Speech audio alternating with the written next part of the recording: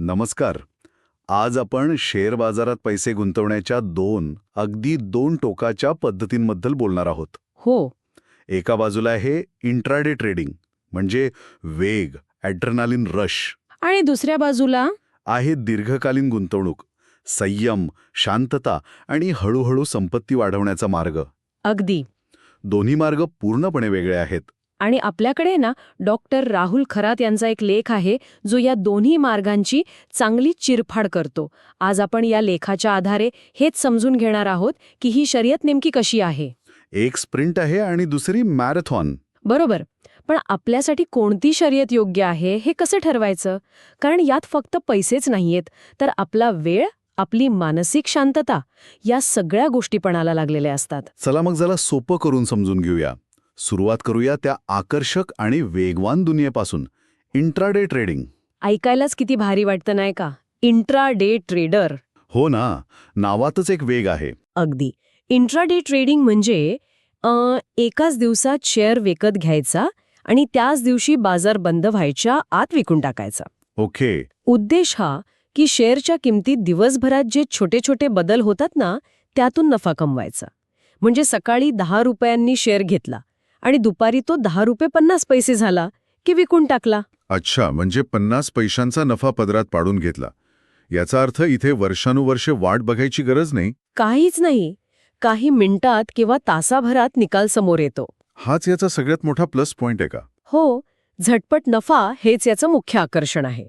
पण त्याहूनही एक मोठं आकर्षण आहे जे अनेकांना याकडे खेचून आणतं. ते म्हणजे लिव्हरेज. लिव्हरेज हा शब्द खूप ऐकलाय, पण याचा नेमका अर्थ काय? हे काम कसं करतं? समजा तुमच्याकडे फक्त 10,000 रुपये आहेत, पण तुमचा ब्रोकर म्हणतो तुम्ही 1 लाखाची शेअर्स खरेदी करा, 90,000 रुपये मी देते. अच्छा. हो. आता जर नफा झाला तर तो तुम्हाला 1 लाखावर होईल आणि तो सगळा तुमचा. म्हणजे तुम्ही फक्त 10,000 लावून मोठा नफा कमवू शकता. वा, म्हणजे कमी पैशात जास्त मोठा खेळ खेळता येतो. हे तर जबरदस्त आहे. आणि अजून एक फायदा लेखात सांगितला आहे की रात्रीची जोखीम नसते. अगदी. दिवसभरात आपले व्यवहार संपले की आपण मोकळे.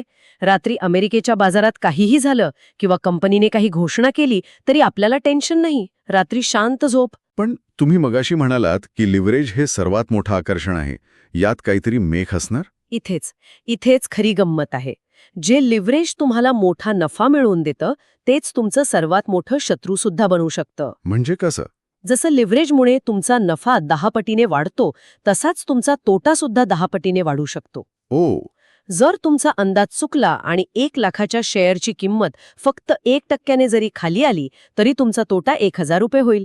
पण जर ती 10% खाली आली तर 10,000 रुपये म्हणजे माझं सगळं भांडवल गेलं. एका झटक्यात 0. लिव्हरेज हे दुधारी शस्त्र आहे. बापरे, हे ऐकून तर भीती वाटते. मग जे व्यावसायिक ट्रेडर्स असतात ते स्वतःला यापासून वाचवण्यासाठी काय करतात? त्यांची पहिली आणि सर्वात महत्वाची संरक्षण भिंत असते ज्ञान. टेक्निकल अनालिसिसची पक्की समज. म्हणजे ते चार्ट्स, कॅन्डलस्टिक्स आणि ते सगळं? हो. चार्ट्स कसे वाचायचे, वेगवेगळे इंडिकेटर्स काय संकेत देतात, कुठे थांबायचं म्हणजे स्टॉप लॉस कुठे लावायचा, याचं सखोल ज्ञान लागतं. याशिवाय या खेळात उतरणं म्हणजे डोळे झाकून महामार्गावर धावण्यासारखं आहे. आणि याचा मानसिक आरोग्यावर काय परिणाम होतो? सतत स्क्रीन समोर बसणं हे खूप तणावपूर्ण असणार. प्रचंड. खूप जास्त मानसिक ताण आणि दबाव येतो. प्रत्येक क्षणी निर्णय घ्यावे लागतात. भीती आणि लोभ या भावनांवर नियंत्रण ठेवावं लागतं. हो, ते तर असणारच. आणि यावर कहर म्हणजे खर्च. तुम्ही जितके जास्त व्यवहार कराल तितकं ब्रोकरेज, STT, GST हे सगळं वाढत जातं. अनेकदा 100 रुपये कमावले तर त्यातले 30-40 रुपये या खर्चातच निघून जातात.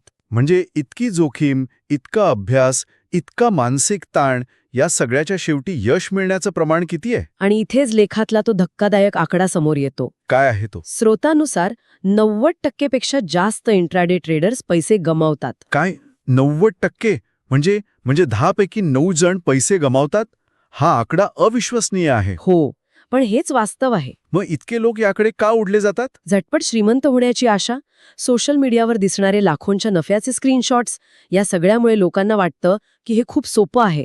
पण त्या एका यशस्वी स्क्रीनशॉट मागे हरलेल्या 90 लोकांची गोष्ट कोणीच सांगत नाही. खरंय. म्हणजे इंट्राडे ट्रेडिंग हे एखाद्या स्प्रिंट शर्यतीसारखं आहे. प्रचंड वेग, प्रचंड धोका आणि जिंकणारे अगदी बोटावर मोजण्या इतके. अगदी. हे ऐकूनच खूप ताण येतोय. या धावपळीच्या आणि तणावपूर्ण जगाला काही शांत आणि खात्रीशीर पर्याय आहे का? नक्कीच आहे. आणि तोच मार्ग आहे दीर्घकालीन गुंतवणुकीचा. ही स्प्रिंट नाही, तर एक मॅरेथॉन आहे.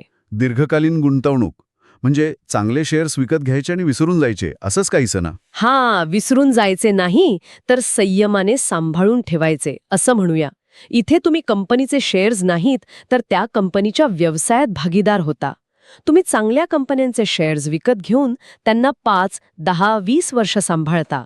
पण इतकी वर्ष थांबून फायदा काय होतो? इथेच जगातलं 8वं आश्चर्य कामी येतं, पॉवर ऑफ कंपाऊंडिंग. चक्रवाढीची ताकद. हो, हे अगदी आंब्याचं झाड लावण्यासारखं आहे.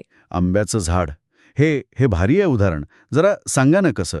समजा तुम्ही आज एक आंब्याचं रोपटं लावलं. त्याला तुम्ही ऊन, पाणी, खत घालून वाढू देता.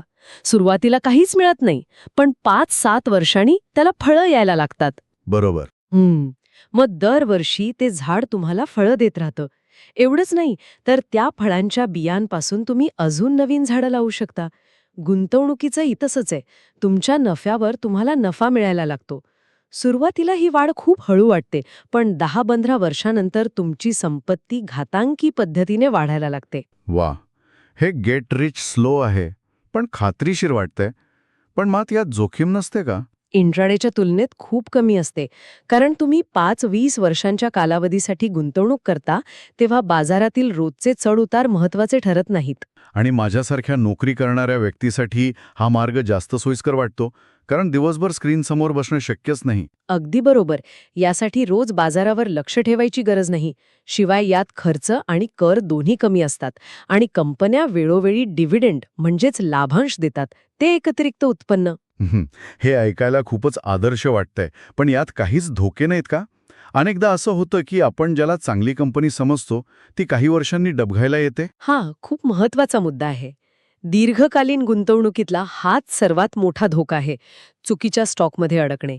म्हणूनच इथे फंडामेंटल ॲनालिसिस महत्वाचं ठरतं. म्हणजे कंपनीचा अभ्यास करणे. हो, कंपनीची आर्थिक पत्रकं वाचता येणं, कंपनीवर कर्ज किती आहे, ती नफा कमवतीये का, तिचं व्यवस्थापन चांगलं आहे का, या सगळ्याचा अभ्यास लागतो. आणि बाजारात मोठी घसरण झाली तर, जसं 2008 साली किंवा कोविडच्या सुरुवातीला झालं होतं, तेव्हा काय करायचं? अशावेळी पोर्टफोलिओचं मूल्य तात्पुरतं खूप कमी दिसतं. नवीन गुंतवणूकदारांना हे पाहून भीती वाटते आणि ते घाबरून तोट्यात गुंतवणूक विकून टाकतात. इथेच संयमाची खरी परीक्षा असते. अगदी. जे गुंतवणूकदार अशा पडझडीत शांत राहतात आणि उलट जास्त खरेदी करतात, तेच पुढे जाऊन सर्वात जास्त संपत्ती कमावतात. ठीक आहे, म्हणजे आता दोन्ही चित्र बऱ्यापैकी स्पष्ट झाली आहेत. जर आपण या दोन्ही पद्धतींना दोन व्यक्ती म्हणून पाहिलं तर इंट्राडे ट्रेडर कसा असेल? इंट्राडे ट्रेडर म्हणजे एक हाय एनर्जी, धोका पत्करणारा स्प्रिंटर, जो सतत घड्याळाकडे बघतोय, ज्याचे ठोके सतत वाढलेले आहेत. आणि दीर्घकालीन गुंतवणूकदार? दीर्घकालीन गुंतवणूकदार म्हणजे एक शांत, संयमी मॅरेथॉन धावपटू. त्याचं लक्ष अंतिम ध्येयावर आहे, रस्त्यातल्या छोट्या छोट्या खड्ड्यांवर नाही. थोडक्यात सांगायचं तर जोखीम इंट्राडेमध्ये खूप जास्त आणि दीर्घकालीनमध्ये कमी. वेळ इंट्राडेमध्ये काही तासांचा, दीर्घकालीनमध्ये वर्षांचा. आणि मानसिक ताण इंट्राडेमध्ये प्रचंड, दीर्घकालीनमध्ये खूप कमी. मग आता सर्वात मोठा प्रश्न, यापैकी निवडायचं काय? एका सामान्य माणसाने कोणता मार्ग निवडावा? याचं एकच उत्तर नाही. हे तुमच्या व्यक्तिमत्वावर, ध्येयांवर आणि तुमच्याकडे किती वेळ आहे यावर अवलंबून आहे. इंट्राडे ट्रेडिंग अशा व्यक्तींसाठी आहे ज्यांना टेक्निकल अनालिसिसचं सखोल ज्ञान आहे, जे रोज 2 ते 5 तास बाजाराला देऊ शकतात. आणि जे प्रचंड मानसिक दबाव सहन करू शकतात. बरोबर. आणि जी याकडे एक पूर्णवेळ व्यवसाय म्हणून बघतात. हो. तो छंद नाही. आणि दीर्घकालीन गुंतवणूक कोणासाठी? दीर्घकालीन गुंतवणूक त्या प्रत्येकासाठी आहे ज्याला स्थिर आणि सुरक्षितपणे संपत्ती निर्माण करायची आहे, जे नोकरी व्यवसाय करतात आणि दिवसभर बाजारावर लक्ष ठेवू शकत नाहीत. थोडक्यात बहुसंख्य सामान्य लोकांसाठी हाच मार्ग अधिक सुरक्षित आणि योग्य आहे. आणि आकडेवारी काय सांगते? संपत्ती निर्माण करण्याच्या बाबतीत कोणता मार्ग पुढे आहे? इथे लेखातला दुसरा आणि सर्वात महत्वाचा आकडा येतो. जागतिक स्तरावर आणि भारतातही शेअर बाजारातून निर्माण झालेली 95% संपत्ती ही दीर्घकालीन गुंतवणुकीतून आली आहे. 95%? हो, इंट्राडे ट्रेडिंगमधून नाही. म्हणजे जवळजवळ सगळीच संपत्ती? हा आकडा तर सगळं काही सांगून जातो. याचा अर्थ जे मोठे व्यावसायिक ट्रेडर्स आहेत ते सुद्धा फक्त ट्रेडिंगवर अवलंबून नसतात का? अगदी. अनेक मोठे ट्रेडर्स सुद्धा ट्रेडिंगमधून कमावलेला नफा चांगल्या कंपन्यांमध्ये दीर्घकाळासाठी गुंतवतात. ते स्वतःचा एक वेगळा दीर्घकालीन पोर्टफोलिओ सांभाळतात. अच्छा. स्रोत एक संतुलित दृष्टिकोन सुचवतो. तुमचं 80 ते 90% भांडवल हे दीर्घकालीन गुंतवणुकीत असावं आणि उरलेले 10 ते 20% जे तुम्ही गमावण्याची तयारी ठेवता ते ट्रेडिंगसाठी वापरता येतील. म्हणजे प्राथमिकता भांडवल सुरक्षित ठेवण्याला आणि संपत्ती निर्माण करण्याला द्यायला हवी. चर्चेचा सार अगदी स्पष्ट आहे. अगदी. जर आर्थिक स्थिरता मिळवणे, तणावमुक्त राहून संपत्ती वाढवणे हे तुमचं ध्येय असेल तर दीर्घकालीन गुंतवणूक हाच स्पष्टपणे सर्वोत्तम मार्ग आहे, असं आपलं स्रोत सांगतं. थोडक्यात, संपत्तीची इमारत बांधायची असेल तर पारा दीर्घकालीन गुंतवणुकीचाच हवा. आजच्या चर्चेनंतर ऐकणाऱ्यांसाठी एक विचार. हां. आपल्या आर्थिक ध्येयांसाठी फक्त पैसे कसे कमवायचे हा विचार पुरेसा आहे की पैसे कसे टिकवायचे आणि वाढवायचे याचा विचार अधिक महत्त्वाचा आहे? आणि या दोन मार्गांपैकी कोणता मार्ग आपल्याला त्या दुसऱ्या अधिक महत्त्वाच्या प्रश्नाचं उत्तर देतो?